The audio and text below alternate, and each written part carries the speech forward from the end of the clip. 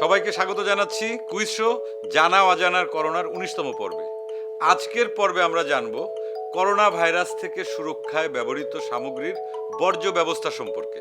Mask, tissue, gloves সহ ব্যবহৃত সুরক্ষা সামগ্রী যত্রতত্র না ফেলে ঢাকনাযুক্ত ডাস্টবিনে ফেলব।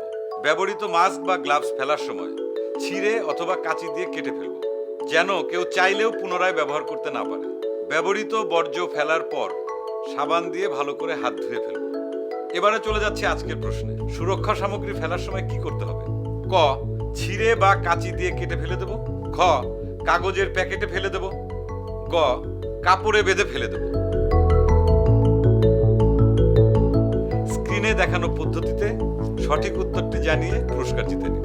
কাল আবারও আসছি কুইজ শো জানা অজানার করোনা নিয়ে।